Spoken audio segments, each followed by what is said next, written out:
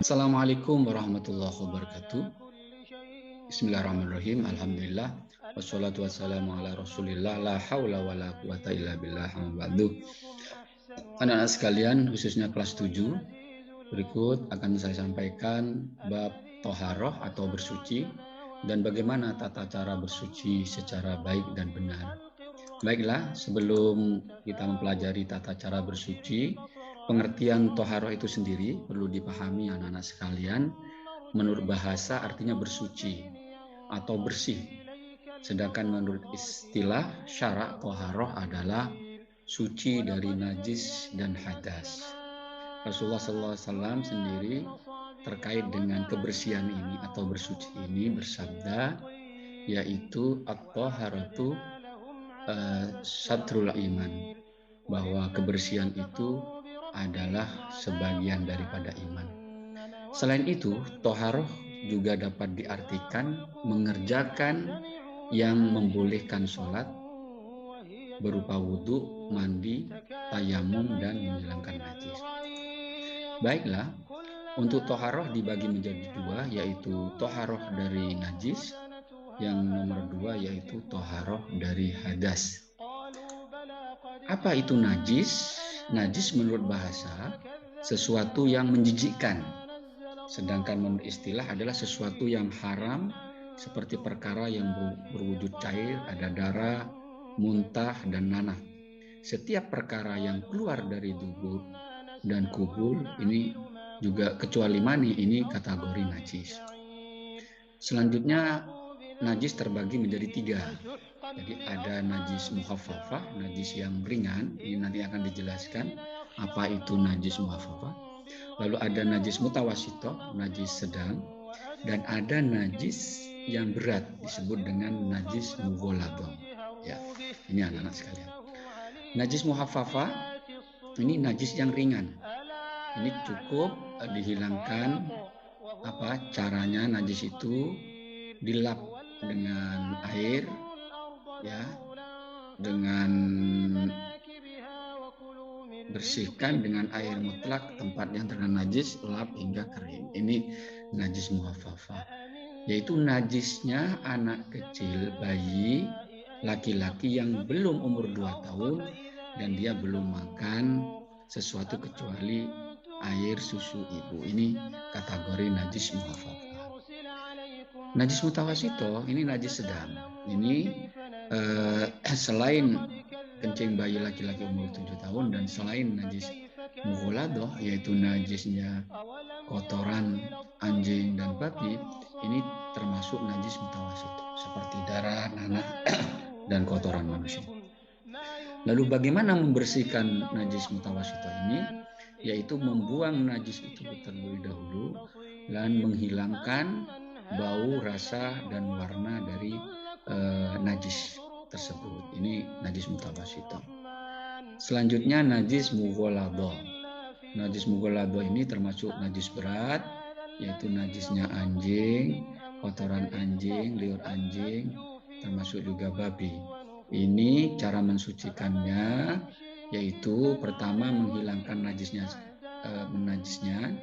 lalu tempatnya juga dibersihkan dulu dan dicuci dengan air mutlak sebanyak 7 kali, ya, hingga hilang warna, bau, dan rasanya. Dan salah satunya dari air itu diberi debu atau diberi tanah. Ini cara menghilangkan najis berat atau najis mughaladhah. Selanjutnya hadas. Tadi ada najis, lalu ada hadas. Hadas ini keadaan diri seseorang muslim yang dapat menyebabkan dirinya tidak suci dan tidak sah untuk mengerjakan sholat, tawaf, menyentuh Al-Quran, dan membaca Al-Quran. Hadas dibagi menjadi dua, yaitu hadas kecil dan hadas besar. Apa hadas? Ini yang pertama, hadas kecil, yaitu keluarnya sesuatu dari jalan dua, kubul dan dubur. Jadi apapun yang keluar itu dari jalan dua, jalan depan dan jalan belakang, anak-anak sekalian, ini termasuk hadas atau hadas kecil. Yang nomor 2, hilangnya akal. Misalnya tidur, mabuk, atau pingsan. Ini akan mengakibatkan seseorang memiliki hadas. Ya. Selanjutnya, bersentuhannya kulit antara laki-laki dan perempuan yang bukan mahramnya. Siapa yang bukan mahramnya? Orang yang tidak bisa atau yang bisa dinikahi. Nah, ya, orang yang bisa dinikahi ini berarti bukan mahramnya. Kalau adiknya, ibunya, kakaknya, perempuan, ini termasuk mahram. Itu mereka tidak bisa dinikahi. Nah, ini tidak membatalkan. Tapi kalau mereka bisa dinikahi, ini berarti bukan mahramnya. Ini batal. Selanjutnya, menyentuh kubul, kemaluan, dan dubur dengan telapak tangan. Jadi ini anak-anak, dengan telapak tangan ini bisa batal. Jika dengan bahu tangan, ini tidak apa-apa. Ya, tapi kalau dengan telapak tangan ini bisa membatalkan bisa mengakibatkan hadas kecil. Baiklah, cara mensucikan hadas kecil yaitu dengan berwudu. Misalnya anak-anak telah mengeluarkan sesuatu dari jalan 2, ini harus berwudu, cara menghilangkan hadas. Atau bertayamum ketika tidak ada air atau dalam keadaan sakit, jika kena air ini membahayakan. Ini boleh bertayamum. Ya.